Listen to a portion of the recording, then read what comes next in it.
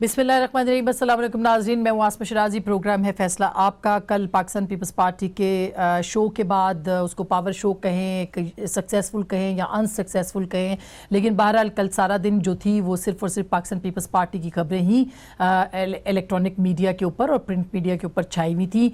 Peoples party के कल के इस शो के बाद जो मुतालबात थे, और कल प्रेस कॉन्फ्रेंस भी की बिलावल भुट्टो जरदारी ने, जिसमें एक मरतबा फिर उन्होंने कहा कि कलदम तंजीमों के खिलाफ जो है वो उनके खिलाफ कार्रवाई की जाए, और उन्होंने 3 वज़रा के हटाने का एक मरतबा फिर मुतालबा किया। वो मुतालबात ये दोहराते चले जा रहे हैं। इसकी वजह उनके ऊपर नैब के केसेस हैं, उनके वालिद के ऊपर नैब के केसेस हैं, या वो जेन्युइनली समझते हैं कि कलदम तंजीमों के खिलाफ हुकूमत की जो कारकर्दगी है या कार्रवाई है वो दुरुस्त नहीं है। मैं सुनवाना चाहती हूँ कि बिलावल भुट्टो जरदारी साहब ने कल भी प्रेस कॉन्फ्रेंस में 3 वज़रा के बारे में क्या कहा, और वो ये क्यों बार बार ये बात कर रहे हैं। जरा सुनिएगा। मुझे नैब तलब कर रही है, अगर हिम्मत है तो एहसानुल्लाह एहसान को भी तलब करे, अगर हिम्मत है तो कलदम तंजीमें की क़ियादत को तलब करे। बैड ऑर्गेनाइजेशंस के खिलाफ एक्शन लिया गया, मैं नहीं मानता। आप कहते हो आपने अरेस्ट किया है, मैं कहता हूँ कि नहीं, आपने उनको प्रोटेक्टिव कस्टडी में डाला है ताकि इंडिया का जहाज़ उनको ना उड़ा। ये कितनी ख़तरनाक सियासत बिलावल भुट्टो जरदारी साहब कर रहे हैं। ये मज़ाहमती सियासत है, और ये इसका अंजाम क्या हो सकता है, या क्या नतीजा वो हासिल कर सकते हैं, ये एक बहुत ही अहम सवाल है। लेकिन सवाल यही है कि जब भी नैब के हवाले से कार्रवाई होती है, बिलावल भुट्टो जरदारी ये कहते दिखाई देते हैं कि कलदम तंजीमों के खिलाफ कार्रवाई जो है वो नहीं हो पा रही। उनके इस बात में कितना वज़न है, वो ये बात दुरुस्त कह रहे हैं या वो गलत कह रहे हैं, ये एक बहरहाल अपनी जगह पर एक सवाल ज़रूर मौजूद है। इसी तरह से आज शहरियार आफरीदी जो वजीर दाखिला है, उन्होंने एक प्रेस कॉन्फ्रेंस की, और उन्होंने भी कुछ इल्जामात या जो जवाबात हैं उसके बिलावल भुट्टो जरदारी के दिए। जरा सुनिएगा उन्होंने क्या कहा। नेशनल एक्शन प्लान 2014 की सिग्नेटरी हैं, तमाम चीजें सामने हो रही हैं, तो आप किसकी आवाज बन रहे हो, आप किसका केस प्लीड कर रहे हो? अगर आप पाकिस्तानी हो तो ये बात करना ये किस ज़मरे में आता है?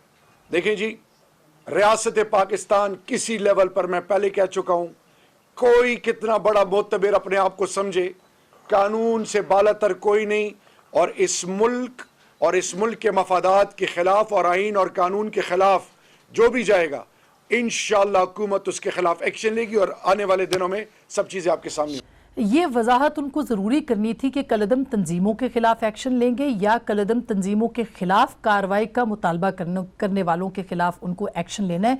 ये गैर वाज़ेह उनकी इस स्टेटमेंट के अंदर नज़र आता है। ताहम उन्होंने ये कहा कि बिलावल भुट्टो किसका केस लड़ रहे हैं, किसकी प्ली को आगे लेके जा रहे हैं, ये एक इल्ज़ाम उन्होंने ज़रूर रखा, शायद उनकी हुब्बुल वतनी के ऊपर। ये किस हद तक दुरुस्त था, इसके ऊपर भी ज़रूर बात करेंगे। और इसके साथ साथ आने वाले दिनों में आज एक बड़ी अहम मुलाकात थी जरदारी साहब की और मौलाना फजलुर रहमान की, जिसमें कि उन्होंने उनको बाकायदा अपने लॉन्ग मार्च में शमूलियत के लिए कहा। मौलाना ने क्या जरदारी साहब उनके साथ चले जाएंगे, और अगर ये दोनों चले जाएंगे तो नून लीग कहाँ बैठेगी, नून लीग का जो सियासी मुस्तकबिल है वो क्या है, ख़ास करके सुप्रीम कोर्ट के अंदर मियाँ साहब की ज़मानत का केस लगा हुआ है, क्या उनको ज़मानत मिलेगी, और उनकी सियासत का महवर क्या सिर्फ और सिर्फ ज़मानत होगा, या इस मामले के ऊपर अभी वो गैर वाज़ेह हैं कि आगे जाके उन्होंने कौमी सियासत के अंदर क्या चीज़ें लेके चलनी है। पीटीआई सरकार के लिए भी बहुत से चैलेंजेस हैं। मौशी बहरान तो है ही, उसके साथ साथ क्या कोई सियासी बहरान भी जन्म लेगा, तो मुस्तकबिल क्या होगा इस हुकूमत का, इसके ऊपर बात करेंगे। आज हमारे साथ पाकिस्तान के कुछ चंद मोतबर नाम मौजूद हैं, जिनका सहाफ़त में एक बड़ा नाम है। जनाब फ़हद हुसैन साहब एक जाना माना नाम है, अपना प्रोग्राम भी करते हैं और एडिटर भी हैं अखबार के, एक्सप्रेस ट्रिब्यून के और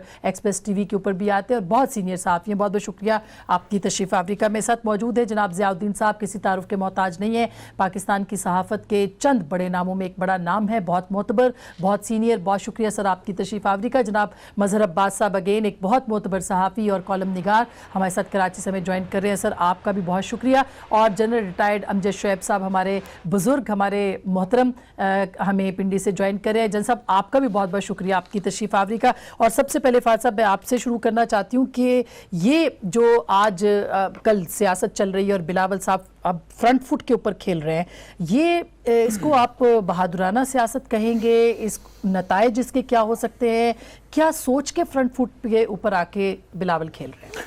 दो चीजें बिल्कुल वाज़ेह मुझे नजर आ रही हैं आसमा। एक तो है जो सिनिकल साइड है, जो सारे लोग कहते हैं कि जनाब क्योंकि उनके ऊपर घेरा तंग हो रहा है और उनके वालिद साहब के ऊपर जो मनी लॉन्ड्रिंग के केसेस हैं वो अब एक लॉजिकल कंक्लूजन की तरफ जा रहे हैं, तो उसके नतीजे में एक ये जारहाना किस्म की सियासत है, एक ये पॉइंट ऑफ व्यू हो सकता है। लेकिन उसके साथ साथ एक पहलू और है जिसको मेरा ख्याल है हमें इसका जिक्र जरूर करना चाहिए, और वो ये है कि बिलावल साहब जो ये बातें कर रहे हैं, जो ये पोजीशनिंग ले रहे हैं, खास तौर पर जिहादी तंजीमों के हवाले से, खास एक लिबरल एक स्पेक्ट्रम है हमारी सियासत में जो सब जमातों ने खाली छोड़ा हुआ है, बिलावल साहब उसको भरने की कोशिश कर रहे हैं, करते रहे। पीपल्स पार्टी का पहले था ये, लेकिन फिर वो खाली हो गया था। अब उसको अगर आप सिनिकल एंगल से देखें तो आप उसको इस मामले को सीरियसली नहीं ले सकते। लेकिन मेरा ख्याल है कि अगर आप ये भी देखें कि जो वो बात कर रहे हैं, वो कहते हैं ना कि don't shoot the messenger, listen to the message. वो जो बात कर रहे हैं, ठीक है, उसमें आप कह सकते हैं कल उन्होंने जो जल्दी में कह दिया कि जनाब वो दुश्मन के जहाज आके उनको मार देंगे, चॉइस ऑफ वर्ड्स गलत थी, नहीं कहना चाहिए था, सोचना समझना चाहिए था। लेकिन वो जो बात कर रहे हैं वो वही नैरेटिव है जो हमारी रियासत इस टाइम देना चाह रही है। वो रियासत को थोड़ा सा जैसे कहते हैं कि हल्का सा याद दहानी करा रहे हैं कि आपको वो करना चाहिए जो आप कह रहे हैं। हमारे लोगों को वो बुरा लगता है, लगना नहीं चाहिए, क्योंकि रियासत भी वही कर रही है जो वो डिमांड कर रहे हैं, ऑलरेडी कर रही है। लेकिन ना रियासत को उस नैरेटिव की आदत है और उन एक्शंस की आदत है, ना ही हमारी आवाम को, क्योंकि 30 साल से हम उस डाइट पर बड़े हुए हैं कि ये कुछ और था, अब यक हमें घुमाना पड़ रहा है। तो मैं इसलिए बिलावल को उस तरीके से विलन नहीं कहूंगा जो लोग कह रहे हैं। अच्छा, जिया साहब से मुझे कहा जा रहा है कि टेक्निकल कुछ फॉल्ट है, वरना मैं जिया साहब आपके पास आती। मैं साहब, आप एग्री करते हैं कि बिलावल के मुतालबात दुरुस्त है, खास करके वो किसी और को नहीं कह रहे, वो सिर्फ हुकूमत को, पीटीआई को टारगेट कर रहे हैं कि 3 वज़रा, जिसमें कि शेख रशीद साहब, खुद शहरियार आफरीदी साहब की तो वीडियो बहुत वायरल भी हुई थी, और तीसरे वजीर भी इसी तरह से, तो असद उमर साहब है। तो क्या आप समझते हैं कि उनके मुतालबात दुरुस्त हैं और ये एक पॉलिटिकल ट्रिक है जो कि वो यूज़ कर रहे हैं, या फिर सोची समझी बात है कि वो कहीं और टारगेट कर रहे हैं, मतलब निशाना ये हुकूमत है, बहाना ये हुकूमत है और निशाना कोई और है? मज़ा साहब। शुक्रिया आसमान। देखिए, बिलावल साहब गलती कहाँ कर रहे हैं? गलती वहाँ कर रहे हैं जो वो बात कर रहे हैं कलअदम तंजीमों के हवाले से, उसमें अपनी जगह बड़ा वज़न होगा, लेकिन जब वो उसे मिक्स करते हैं अपने ख़िलाफ़ मुकदमात से या अपने वालिद के ख़िलाफ़ मुकदमात से, तो वहाँ वो बड़ी गलती करते हैं। क्योंकि जो एक जनरल परसेप्शन है ख़ास तौर पे जरदारी साहब के हवाले से, वो मैच नहीं करता इस चीज़ से। क्योंकि लोग जनरली समझते हैं कि जी उनके हवाले से जो एक मुबैना तौर पे करप्शन के केसेस हैं, ये सारी चीज़ें हैं और एक जनरल आपके यहाँ परसेप्शन बन गया है कि जरदारी साहब के हवाले से कि जी उन पर जो मुकदमात हैं और उनके ख़िलाफ़ जो इंक्वायरीज हो रही हैं, ये उससे बचने के लिए सारी बातें कर रहे हैं। तो जो स्ट्रॉन्ग बात वो करना चाहते हैं, जो स्ट्रॉन्ग मैसेज वो देना चाहते हैं, वो कम हो जाता है जब उसको वो लिंक करते हैं, जो फेक अकाउंट्स केस है उससे जब लिंक करेंगे आप, तो फिर वो मैसेज जो है वो स्ट्रांगली नहीं रिसीव किया जाएगा। देखिए, 3 तरह की आपकी प्रॉब्लम्स हैं जो आउटलॉड ऑर्गेनाइजेशन, 3 तरह की हैं आउटलॉड ऑर्गेनाइजेशन। एक सेक्टेरियन आउटफिट्स, एक वो आउटफिट जिनका ग्लोबल एजेंडा है, जिसमें अलकायदा ले लें आप, तहरीक तालिबान ले लें आप, दाइश ले लें, इस तरह की जो ऑर्गेनाइजेशन हैं, या हक्कानी नेटवर्क ले लें। और तीसरी जिहादी आउटफिट्स, जिसमें प्रोमिनेंटली जो है वो लश्कर तैयबा या जमात दावा और जैश मोहम्मद, 2 के बारे में आप जनरली बात करें, आप रियासत से, एस्टैब्लिशमेंट से बात करें, आप गवर्नमेंट से बात करें, तो उनमें बड़ी क्लैरिटी नज़र आएगी, चाहे सेक्टेरियंस के हवाले से, अलकायदा के हवाले से। लेकिन जब मामला जिहादी आउटफिट्स का आता है, वहाँ कन्फ्यूजन नज़र आता है, वहाँ प्रॉब्लम नज़र आती है, वहाँ वो बहुत आगे, ऐसा लगता है कि वो बिल्कुल उसको उतनी सख्ती से नहीं शायद दबाना चाहते इस स्टेज पे। जी हाँ, अनटिल एंड अनलेस जो मेजर इशू है कश्मीर का, वो इंडिया के साथ नहीं एड्रेस होता, तो वहाँ ये एक प्रॉब्लमेटिक एरिया है। तो बिलावल को तय करना होगा कि अगर वो प्रेस कॉन्फ्रेंस कर रहे हैं तो नैब के हवाले से अगर उन्होंने कहना है तो वो नैब के हवाले से कहें, लेकिन अगर जब वो दोनों को मिक्स करेंगे और ये कहेंगे कि मुझे इसलिए नोटिस बिल्कुल मिलता है, बिल्कुल सही बात मेरा है। ख्याल है वो यानी बात उनको बहुत ज्यादा अलग-अलग- रिसीव नहीं की सर, जाएगी। वो उनका तो प्ली ये है ना कि जो कार्रवाई है वो सियासतदानों के खिलाफ हो रही है, वो बैंड आउटफिट्स के खिलाफ नहीं होती, विजिबल नहीं है, वो प्रोटेक्टिव कस्टडी के ना, अंदर है, देखिए- वगैरह वगैरह। उनके तो अपना ये देखिए आसमा- नैरेटिव वो दे रहे हैं जी। आसमा वो बात इसलिए नहीं बनेगी, आप ये जब ये कहेंगे ना कि जी उनके अकाउंट्स के बारे में जीआईटी क्यों नहीं बनती, उनके बारे में, तो फिर अगेन वो आप अपना केस जो है वो वीक कर रहे हैं, क्योंकि दोनों बिल्कुल मुख्तलिफ चीजें हैं। अच्छा बिल्कुल, मैं इस दोनों को आप पे mix नहीं कर सर मैं सकते। इस पे ज़िया साहब, आप ये मज़हर साहब से इत्तफाक करते हैं। फहद साहब ने तो अपना कहा कि भाई उनका जो उनको विलन के तौर पे पेश नहीं करना चाहिए, और जो शहरियार आफरीदी साहब ने कहा जी कि ये पाकिस्तान किसी और की ज़ुबान बोल रहे हैं। मतलब कहाँ कहाँ और की ज़ुबान है? नवाज शरीफ ने कहा तो वो और की ज़ुबान है, अगर बिलावल कह रहे हैं तो वो और की ज़ुबान है। हम तो अपना घर सीधा कर रहे हैं, और यही बाजवा डॉक्ट्रिन एग्जैक्टली ये है कि अपना घर हमने सीधा करना है। मैं इमरान खान साहब की बात नहीं करी, बट इदारा बहुत क्लियर है कि अब हमने कार्रवाई करनी है।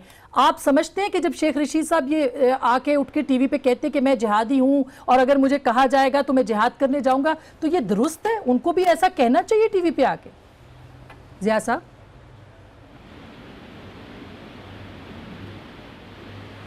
ज़िया साहब को मेरे ख्याल है मेरी आवाज़ नहीं जा रही। यही सवाल अमजद शोएब साहब आपके सामने रख लेती हूँ सर।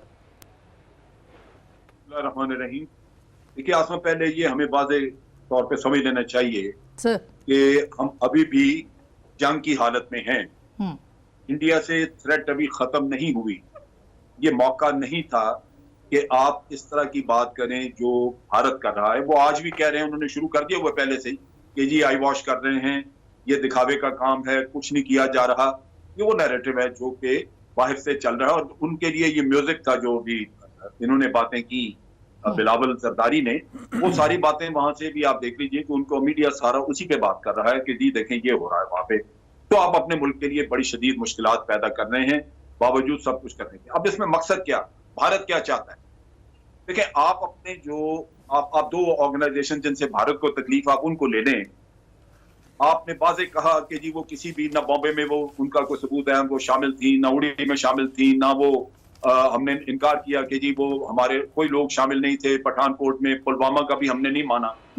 फिर सबूत नहीं है, हम भी नहीं मानते। अगर आप उन लोगों को पकड़ेंगे, सख्ती करेंगे, क्या करेंगे? आप उनको मुकदमे चला के सजाएं दिलवा सकेंगे? आपके तो अपने 72 अभी छोड़ दिए पेशावर हाई कोर्ट ने, जिनको सजाएं आपने दी, मौत की सजा दी हुई थी, मिलिट्री कोर्ट में कन्फेक्शंस थी, तो पेशावर हाई कोर्ट ने तो छोड़ दिया। ये तो तीसरे दिन बाहर आ जाएंगे लोग अगर आप इनको पकड़ के रखें। वो चाह रहे हैं कि आप कन्फ्रंटेशन करें, आपको इनके खिलाफ वो मिलिट्री एक्शन करवाना चाहते हैं ताकि ये लोग आपके खिलाफ हथियार उठाएं, जिस तरह टीटीपी ने उठाए थे, और वो फिर वो रॉ के वो एजेंट बन जाए। रॉ को वो बिल्कुल उनके लिए वो वीआईपीज होंगे। ये वो चाह रहे हैं। तो सर कंफ्यूजन कहाँ है? सर हम भी तो यही चाह रहे हैं कि हम इनको खत्म करें। आज भी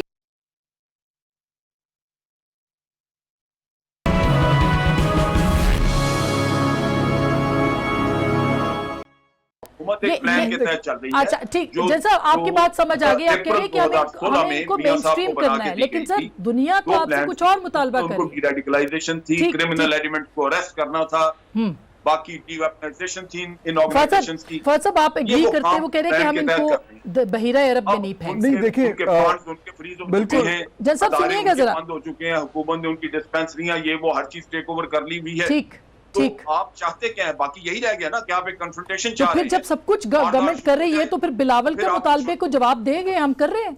देखिए एग्जैक्टली मेरा यही पॉइंट है आसमा कि जो जनरल साहब कह रहे हैं वो गलत नहीं है। हमने जब एक बार हमारी रियासत ने ये फैसला कर लिया कि हम इन तंजीमों को अपनी सरजमीन पर अफोर्ड नहीं कर सकते, आज प्राइम मिनिस्टर इमरान खान ने बिल्कुल वाज़ेह अल्फाज में कहा, ज़िया साहब वहाँ पे मौजूद थे, मैं भी वहाँ था, उन्होंने कहा जी कि कोई भी मुल्क मिलिशियाज को अपनी जमीन पर अफोर्ड नहीं कर सकता, और हम खास तौर पर नहीं कर सकते। तो पॉलिसी क्लियर है। अब आगे रह गया कि जब आपने एक बार एक पॉलिसी क्लियर कर दी, अब है उस पॉलिसी की इंप्लीमेंटेशन, यानी उस पॉलिसी पे अब बहस खत्म हो गई है। अब है कि जनाब उस पे अमल दरामद क्या करना है। और यहाँ बिलावल भुट्टो जो है वो सवाल उठा रहे हैं। देखिए, जब एक बार पॉलिसी स्टैब्लिश हो गई तो हर जमहूरी माशरे पे हर पॉलिसी पे सवाल उठ सकता है। उसको नेशनल और एंटी नेशनल के रंग में नहीं देखना चाहिए। भाई एक पॉलिसी है, आप अगर उस पर बहस कर रहे हैं, सवाल उठा रहे हैं, तो हुकूमत को चाहिए कि वो उसका जवाब दे और उसी तरीके से उसमें बेहतरी आएगी। जन साहब एक सेकंड एक्सक्यूज मी, ये देखें अब ये इस पे अमल दरामद करना, एक सेकंड जनरल साहब, just if you just allow me 1 minute. देखिए अब इस पे जब इम्प्लीमेंटेशन करनी है तो ये बड़ा कॉम्प्लिकेटेड बात है। जनरल साहब बिल्कुल दुरुस्त कह रहे हैं कि इनको उठा के आप दरिया में नहीं फेंक सकते। करना क्या है? हाँ। मेन स्ट्रीम करना है, डी रेडिकलाइज करना है, उनको कहीं और इंडक्ट क्या करना है, उस पे एक बहस की जरूरत है। अच्छा, लेकिन उसपे अच्छा जिया साहब से मेरा राब्ता अभी तक बहाल हुआ है कि नहीं, मैं उनसे भी। अच्छा जिया साहब, आप क्या समझते हैं सर, जो मुतालबात हैं इस वक्त बिलावल के 3 वज़रा ऑन द रिकॉर्ड वो साथ दे, उनके ख्याल में मुबैना तौर पर उनको हिमायत हासिल है, उनको बरतरफ होना चाहिए, तब कहीं जाके पता लगेगा कि नेशनल एक्शन प्लान काम कर रहा है, उनका ये मुतालबा दुरुस्त है? हाँ, मेरे ख्याल से मुतालबा जब अपोजिशन करती है तो एक्सट्रीम मुतालबा करती है और उसको वो कोई बार्गेनिंग चिप बनाती है कि ट्रेड ऑफ क्या होगा। अगर आप मेरी ये बात नहीं मानते तो कम से कम दूसरी बातें तो माने ना, एहसान के खिलाफ भी कुछ करें। वो जो डिमांड है 3 वजीरों का, हो सकता है एक्सट्रीम डिमांड है और वो उससे कुछ कम करते। देखिए अपोजिशन का काम क्या होता है, अपोजिशन का काम नहीं होता है कि वो हुकूमत वक्त को अलर्ट रखे और उससे वो काम करवाए जो उन्हें करना चाहिए। लेकिन अगर आप बार बार ये कहें चोर और डाकू हैं, इनसे मैं बात नहीं करूंगा, तो फिर अपोजिशन के पास कोई ऑप्शन नहीं रह जाता कि वो भी जाकर जो है ना एक्सट्रीम किस्म की बातें करें। तो ये जहाँ तक इस बात का ताल्लुक है कि भाई क्रिमिनल्स हैं ये लोग, इन्होंने वो चोरी की है, इन्होंने फ्रॉड किया है, तो आपकी प्रोसिक्यूशन इतनी वीक है कि आज तक मैं तो उस जमाने से देख रहा हूँ, अयूब खान के ज़माने से देख रहा हूँ कि आज तक पाकिस्तान की हुकूमत वक्त की प्रोसिक्यूशन ने किसी सियासतदान को प्रॉपरली ट्राई नहीं किया, उसको बियॉन्ड एनी डाउट उसको क्रिमिनल साबित नहीं किया। तो वो मुस्तकिल 1990s में देखें आप, अभी मुशर्रफ के ज़माने में देखें आप, हमारा तो एक अलमिया इस मुल्क का कि अपोजिशन को हुकूमत वक्त है किसी भी चीज़ हो, फौजी हो, सिविलियन हो, वो अपोजिशन को गद्दार कहते रहे। अयूब खान के ज़माने में तो गद्दारी का सर्टिफिकेट राइट एंड लेफ्ट देते रहे। उसके बाद आप जियाउल के ज़माने में देख लें जिस तरह से उन्होंने भुट्टो को जिस फांसी लटकाया, वो किस किस्म का लटका, उसको भी उन्होंने गद्दारी कहा। आज भी बहुत से लोग जो है ना, उनको भुट्टो साहब को गद्दार समझते हैं। बिल्कुल 1990s में देखने जब नवाज शरीफ साहब आए अपनी हुकूमत करने के लिए, फौजियों के कंधे पे चढ़कर उन्होंने भी बेनजीर को जिस तरह से हिट किया, तो सबके सामने जिन्होंने 1990। अच्छा बिल्कुल सर, ये एक गद्दारी के जो सर्टिफिकेट है ये नहीं बंटने चाहिए, वो एक पॉलिटिकल प्ली ले रहे हैं, एक पॉलिटिकल स्टांस ले रहे हैं, उसको किस तरह से गद्दारी के साथ जोड़ा जा सकता है, ये एक इंपॉर्टेंट सवाल है। मैं जनरल साहब से भी इसी बात के ऊपर बात करूंगी, क्योंकि पाकिस्तान की रियासत ने फैसला कर लिया है, हुकूमत ने फैसला कर लिया है और वही वो काम कर रही है जो कि अपोजिशन डिमांड करी है, मगर कहीं ना कहीं कोई एक जो ब्रेकिंग पॉइंट है वो मौजूद है, और वो ये है कि कंसल्टेशन नहीं है और किस तरह से यकीन हो, और यही पूरी दुनिया भी सवाल उठा रही है कि यकीन कैसे करें। इस पर मैं जरूर सवाल करूंगी, लेकिन एक छोटी सी ब्रेक ले रही हूं, और ब्रेक के बाद आज बुज़दार साहब की जो थी पंजाब के अंदर सरकार की तब्दीली की खबरें, उनकी भी तरदीद प्राइम मिनिस्टर ने की है, सियासत के अंदर आगे क्या होने वाला है इसके ऊपर भी बात करेंगे ब्रेक के बाद। वेलकम बैक नाज़रीन, एक दफ़ा फिर आपको खुशामदीद कहते हैं। और ब्रेक से पहले बात हो रही थी कि हम गद्दारी के सर्टिफिकेट क्यों बांटते हैं जबकि सियासी बयानात हैं और उनको उसी तरह से लेना चाहिए। जन साहब, इसके ऊपर मैं आपसे भी एक पॉइंट लूँगी, उसके बाद फिर मैं मज़हर साहब से और फहद साहब से, इस पर ज़िया साहब से बात करती हूँ। लेकिन क्यों जो वो डिमांड कर रहे हैं वो 3 वज़रा के हवाले से, और जब शेख रशीद साहब ऑन द रिकॉर्ड आके कहते हैं कि मैं जिहादी हूँ और मैं जिहाद पे जाऊँगा, तो फिर दुनिया उसको कैसे देखती होगी? आप फॉरगेट अबाउट बिलावल भुट्टो जरदारी। देखिए बात यह है कि अगर शेख रशीद ये कहते हैं तो शेख रशीद इसके जवाबदेह है, वो वजाहत करे, उससे पूछा जाए, और किसी को भी ये इस तरह की स्टेटमेंट देनी नहीं चाहिए, क्योंकि ये वक्त नहीं है। आज जिस सूरत हाल से आप 2-4 हैं, उसमें आपको अपने बयानात के बारे में बड़ा मोहतात रहना चाहिए, क्योंकि ये बयानात देने से आप मतलब ज़िया साहब अभी बात कर रहे थे, कोई गद्दारी का सर्टिफिकेट किसी को नहीं दे रहा, ना कोई गद्दार है, लेकिन कम अकल जरूर है कि बेमौका बातें करते हैं। जो मजर बात कर रहे थे वो बिल्कुल दुरुस्त है कि जब आपके ऊपर मुकदमात हैं इस वक्त करप्शन के और चल रहा है, तो आप साथ ही कहें कि उनकी GIT भी करवा के दिखाएं, तो इसका मतलब ये कि दुख आपका ये नहीं है, असल दुख आपका, आपको जो पकड़ा है करप्शन पे, फेक अकाउंट्स पे, आपका दुख वो है। उसके लिए आप अपने उस दुख में अपने मुल्क की सलामती को दांव पे लगा रहे हैं, ये आपकी हमाकत है। तो मेरा ख्याल है कि जो ये हमाकत कर रहा है उसको सोचना चाहिए, देखना चाहिए कि ये वक्त वो नहीं है कि आप इस वक्त ऐसी बात करें। आप मुतालबा कर सकते हैं हुकूमत से कि हमारी इन कैमरा ब्रीफिंग करें, और आप वहां डिसएग्री कर सकते हैं, हुकूमत को वहां पे तजावीज दे सकते हैं कि ये जो आप काम कर रही है, वो अगर उनकी कोई मुश्किलात है तो आपको वजाहत देंगे कि हम ये कुछ कर रहे हैं, इससे ज्यादा हम ये नहीं कर रहे इस वजह से। मुझे ये पता है कि जब आपने पहली दफा इनको 2003 में कश्मीर में जाने से रोका था, तो इसमें से पंजाबी तालिबान बन गए जैश मोहम्मद में से, और इलियास कश्मीरी अपना ग्रुप लेकर TTP में शामिल हो गया, हमारे खिलाफ लड़ने शुरू हो गए, और साथ ही उनको इंडिया से मदद मिलनी शुरू हो गई। सही है। ये बड़ा ट्रिकी और सेंसिटिव मामला है। आप इनको बिल्कुल, लेकिन मजहर साहब बिल्कुल सही, जन साहब बिल्कुल आपकी बात सही है, बिल्कुल आप ये कह रहे हैं कि गद्दारी के सर्टिफिकेट नहीं बांटने चाहिए, लेकिन मजहर साहब जब एहतसाब की बात होती है तो फिर ये पॉलिटिकल पार्टीज, ये सिर्फ ये पॉलिटिकल पार्टी नहीं, आज मौलाना फजलुर रहमान ने भी ये कहा कि हम आपके साथ हैं और ये सियासी इंतकाम है, ये एहतसाब नहीं है। फिर साथ में HFJ साहब खड़े हो जाएंगे, फिर साथ नून लीग, तो इतनी पोलराइजेशन है ऑलरेडी, कैसे यकजहती होगी सर? किसको ये काम करना? पोलराइजेशन का मतलब यह है कि मुल्क की सलामती दांव पे लगा दी जाए आपकी जबानों से। हाँ, बिल्कुल नहीं। मौलाना फजल रहमान से कोई पूछे, आप कश्मीर कमेटी के 10 साल चेयरमैन, ठीक बात है, बिल्कुल जैसा बिल्कुल सही, आप सही कह रहे हैं, आई एग्री विद यू, लेकिन फिर भी ये सवाल तो मौजूद है मौलाना साहब। आपके मुल्क के फायदे के लिए ये काम किया जी मसा, एक भलाई का काम मुझे मौलाना का बता दें, मैं सारे किस्से को छोड़। जी सर, आज तो उन्होंने एक और बड़ी कंट्रोवर्शियल स्टेटमेंट दी है। जी मसा जी, उसने एक भी भलाई का काम नहीं किया, इस सियासत से सिर्फ उसने फायदा ही उठाया अपनी जात के लिए। जी मसा, आज वो जनरल साहब की भी बात सुन रहे जरा। जी सर मसा, देखिए आसमा, असल चीज़ ये है कि आपने 2-3 फैसले बुनियादी तौर पे करने हैं। देखिए ये ऑर्गेनाइजेशंस जितनी भी हैं, जितने भी 3 मुख्तलिफ सेगमेंट ऑफ दीज ऑर्गेनाइजेशंस हैं, सेक्टेरियन, ग्लोबल टेरर नेटवर्क्स और जिहादी आउटफिट्स, आज 2002 से ये सब पे पाबंदी है। लेकिन हमें अंदाज़ा है इस चीज़ का कि 2002 के बावजूद आप उस तरीके से इफ़ेक्टिवली इनको चीज़ों को नहीं रोक पाए। तो अब आपने एक नया वो बयानिया देना है। आपने 2014 में जो APS वाला वाक़या हुआ, उसके बाद जो नेशनल एक्शन प्लान बना, उसमें बहुत सी चीज़ें थी, लेकिन हम जो बुनियादी चीज़ नहीं कर सके, ना फौज की सतह पे हम कर सके, ना पॉलिटिकल लीडरशिप की सतह पे, और वो था सोसाइटी को डीवेपनाइज करना। इन ऑर्गेनाइजेशंस को जिन पे पाबंदी लगी है, इनको बिल्कुल गैर मुसल्ला करना और मजमूई तौर पे सोसाइटी को गैर मुसल्ला करना।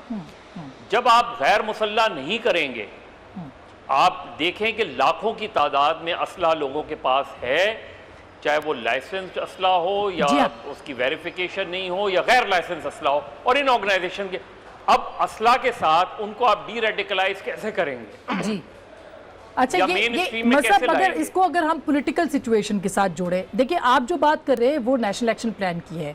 इस सवाल के अलावा फहद साहब कि जब एहतसाब की बात होती है तो पॉलिटिकल पार्टीज ऐसी चीज़ें ले आती हैं, ऐसे नैरेटिव ले आते हैं, तो क्या उसको कैसे काउंटर किया जाए? क्या इसकी रिस्पॉन्सिबिलिटी सिर्फ गवर्नमेंट के साथ है या रियासती इदारों के साथ भी जुड़ी हुई है? देखिए मेरा ख्याल है गवर्नमेंट के साथ, जी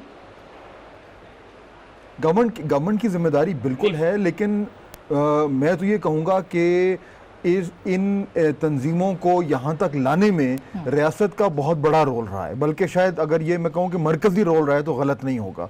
अब अगर इनको डी रेडिकलाइज करना है, इनको डिसबैंड करना है, तो उसमें रियासती इदारों का अभी भी मरकजी रोल है। गवर्नमेंट ऑफ द डे आपको एक ब्रॉड पॉलिसी तो दे सकती है, लेकिन उसकी इम्प्लीमेंटेशन में जो नेशनल एक्शन प्लान का बार बार जिक्र होता है और ये कहा जाता है कि जनाब नेशनल एक्शन प्लान में कुछ लोगों ने तो अपना काम कर लिया और कुछ ने नहीं किया, मेरा ख्याल है कि ये इतना आसान, ये इतना क्लियर कट नहीं है।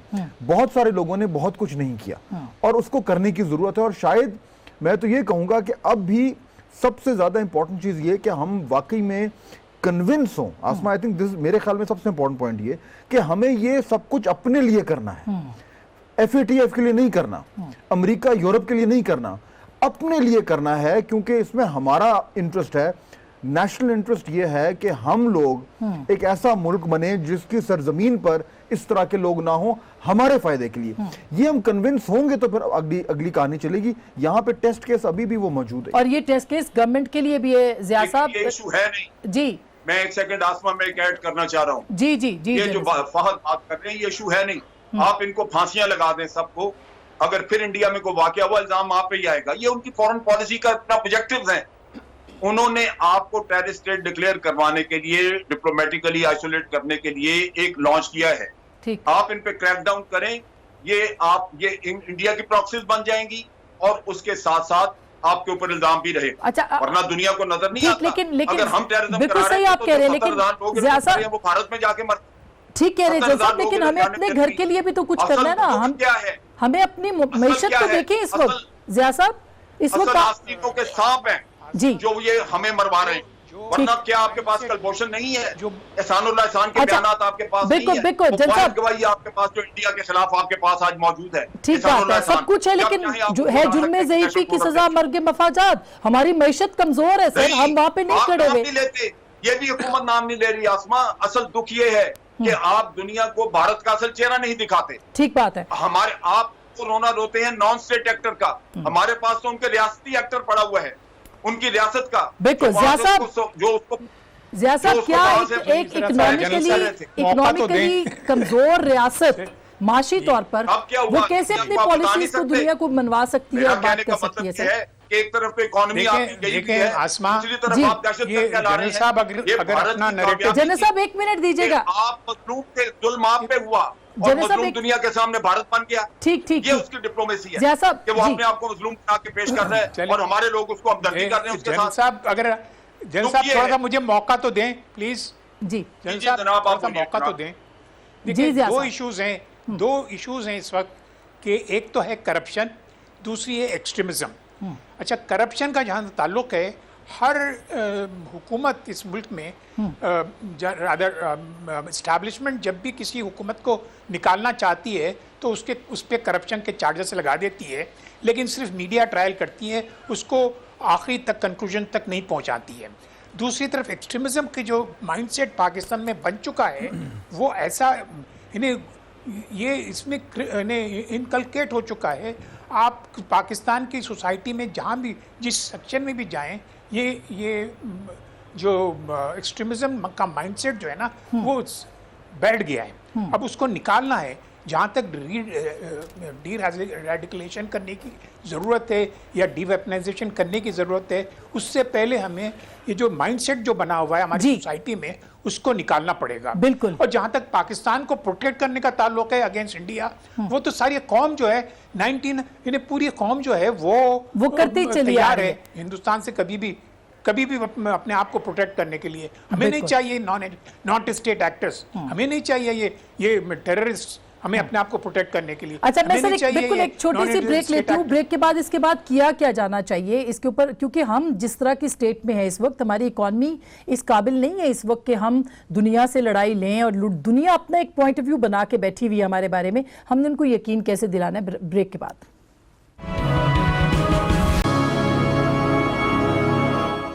वेलकम बैक नाज़रीन, एक बार फिर आपको खुश आमदीद कहते हैं। फहद साहब, ये जो सूरत हाल है, जो हमारी मैशत है, इसमें हम कितना सरवाइव कर सकते हैं, हम कितना लोगों के साथ मुकाबला कर सकते हैं, और फिर पॉलिटिकल जो स्टेबिलिटी है उससे किस हद तक जुड़ी है इस वक्त? मेरा ख्याल है ये आज प्राइम मिनिस्टर ने जब उनसे पूछा गया कि सबसे बड़ा चैलेंज आपके लिए क्या है, तो उन्होंने कहा कि मैशत।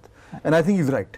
इस वक्त जो इंडिया से जो हमारा क्राइसिस था वो कुछ हद तक कम हुआ है, तो हम वापस अपने इशू नंबर 1 पे आ गए हैं। और इशू नंबर 1 पे आसमा अभी तक क्लैरिटी नहीं है कि क्या हम उस पर काबू पा रहे हैं कि नहीं पा रहे। IMF की तरफ अब जाने वाले हैं।